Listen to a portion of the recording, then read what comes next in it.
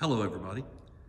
I'm Pastor Randall, and thank you for joining me today as we continue our stroll through the Bible. As we look at the book of Deuteronomy, we're going to look at chapter 6. We're going to begin at verse 4 because the first three verses of chapter 6 kind of tied into the speech that began in chapter 5, and then go all the way through chapter 8.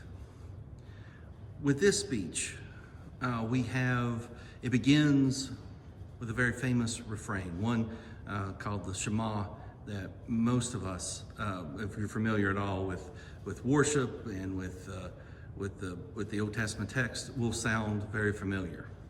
Hear, O Israel, the Lord is our God, the Lord alone. You shall love the Lord your God with all your heart, with all your soul, and with all your might. Keep these words that I'm commanding you today in your heart. Recite them to your children and talk about them when you are at home and when you are away, when you lie down and when you rise. Bind them as a sign on your hand. Fix them as an emblem on your forehead, and write them on the doorpost of your house and your gates. As we keep talking about innovations, changes, again, I want to remind you, as we walked through Leviticus, as we walked through Numbers, holiness did not have as much of a moral push. It was, I am going to do these things, and if we do these things, we will be okay. But here in Deuteronomy, hear, O Israel, the Lord God is one, and you should love the Lord your God with all your heart and all your soul and all your might. And of course, from Jesus' exchange, and the second is like this, you shall love your neighbor as yourself, which will come from here as well. But this quote, again, changes the trajectory a bit. These laws, these ideas are supposed to be passionate and are supposed to be, and again, there is something within us that compels us to be these people. And the thing is, as the speech will tell us, is because the Lord God loved us and brought us out of the land of Egypt. And since God loved us and brought us out of the land of Egypt, we should build something better in the world. Now, there is the ugliness of the fact that there's going to be a lot of war, and there's going to be the rejection of all the things, both material wealth of the Canaanites as well as the cultural cachet, if you will, of the Canaanites. But there's something going on here. A new nation is being built, one that will protect the weak, uplift the poor, and even for that matter, be a welcoming place for immigrants. It begins with a warning. Remember that, God had given this land to your ancestors, and then you guys went down to Egypt and were put into slavery. But you need to follow what's happening. If you do not follow, and if you go after other gods, if you do not do what you are told, then there will be problems. In verse 16 of chapter 6, it reminds you, do not put the Lord God to the test as you tested him at Massah. We are already noticing, like Sinai is called Horeb, but the places have been renamed with a different name. But they're the same place. So Massah is Meribah, with the water from the rock. And so then there's the thing that after the warnings of don't do this, don't be these people anymore. When your children ask, remind them that the Lord God took us out of Egypt and made us a different people. And so when the Lord brings you to this land, don't make covenant with them. Don't take their stuff. Just leave it. Don't leave it, destroy it.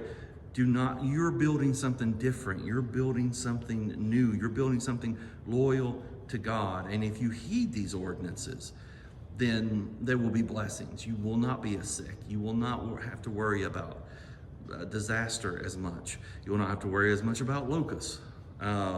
These are some of the examples. And if you prosper, and again, here's a new innovation as well. As you prosper, because you're following God and you prosper, don't forget God in your prosperity. There's this idea that we can get too comfortable with what we've got, and we will begin to hoard. We will begin to we will begin to grasp before what we got. And the people were reminded, for 40 years the clothes didn't wear off your back, your shoes didn't, your sandals didn't wear out, because God will take care of you. And just as God took care of you when you were dirt poor with nothing, God's going to take care of you now. So you do not be like, and again, here's another moral turn. The reason God's given this land to you is not so much that you're so great, because remember all the trouble you caused, but God's given this land to you because these other people, and this is a little icky, we're better than they are, but you're not so good. They're just bad. Their kings and their wealthy hoard over the poor. They oppress people. They treat their slaves terribly. I mean, these implications are there, and you're not like them. And so don't be like them, or you'll suffer the same fate.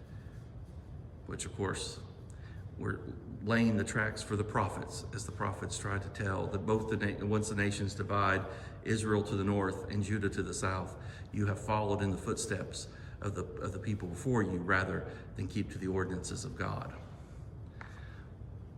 It's an exciting change. Like I said, Jesus, love the Lord your God with all your heart, soul, and might, and then love your neighbor as yourself, which will be talked about in a future speech. This is the whole of the law, Jesus would tell us. And so we got to read that together and see the transformation of the law from a thing that you do to remain acceptable to a thing you do out of a deep passion. Yes, there's still guidelines. There's still, if you violate these, you're in trouble. But you're doing it now out of you're empowered to do it by a transformed heart.